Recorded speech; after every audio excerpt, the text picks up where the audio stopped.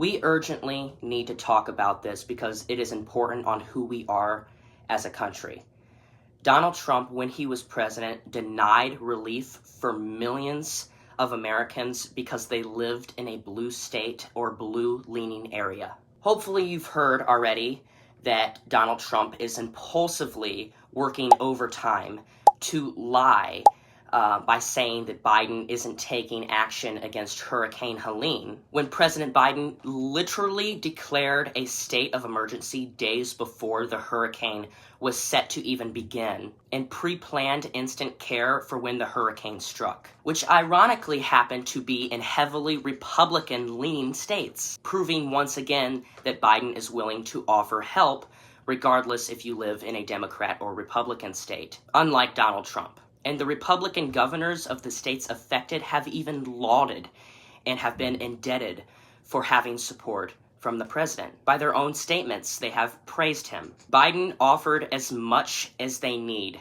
to respond suitably to this disaster. But these comments, which Trump has been saying have been shown to be utterly false, have came back around and hit him directly in his face. When I said this in my last video about Trump's lack of care when hurricanes hit during his tenure, this is just a small glimpse of what we've already seen in his first term. I wanted to share a little bit of what I meant by that and dig into some of the things he did and didn't do. In interviews with two former Trump officials, they had confirmed that Donald Trump played politics during similar situations like this when he was president. During a disastrous wildfire in California, Trump refused to approve aid because he felt that the affected regions didn't like him enough. Mark Harvey, Trump's former senior director for resilience policy on the National Security Council staff, which is an agency under the presidential cabinet that helps with catastrophic crises like this, himself stated that the former president only approved this aid package after being shown data proving that the affected counties supported him during the 2016 election. How crooked is that? Like, really, how crooked is that? Harvey said, quote, "We even went as far as looking up how many votes he got in those impacted areas to show him that these are people who voted for you, sir." That's what he said himself. His account was then backed up by another Trump official, Trump's White House Homeland Security Advisor, Olivia Troy. Harvey then went on by recalling polling up the votes from Orange County, California, one of the counties heavily impacted by the wildfires, to reveal to Donald Trump that more people had voted for him in this single county than in the entire state of Iowa, which is the only reason why he approved aid to them. And here's another anecdote to show.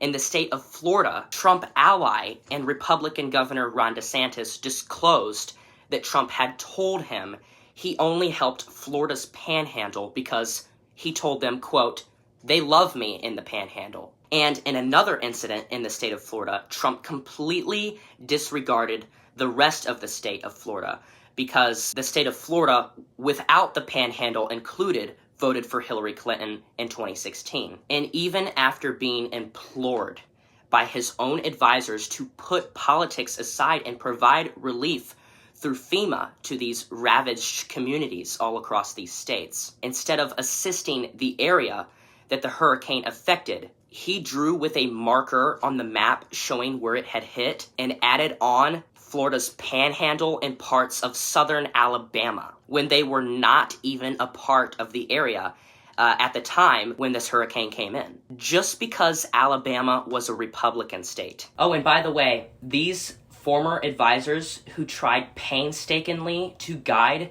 the former president to do the right thing and put the country over politics have endorsed Kamala Harris for president this time around and warn that Donald Trump will do this again if he is elected, but it will be significantly worse in his next term because he will not have those people like Olivia Troy and Mark Harvey keeping him in check and holding him back from his worst possible impulses, or at least trying to, in his cabinet next time. But instead, he is going to stack it with yes men, people who won't be advisors, but will be advised by him. This, like every other thing Trump says and does and refuses to do, is the perfect epitome of how depraved and sadistic this man is. It shows how unwilling he is to work with people across party lines to help communities. And it truly highlights why he must never be in any office again, especially the presidential office. Like, what are we doing here? How do people take him seriously?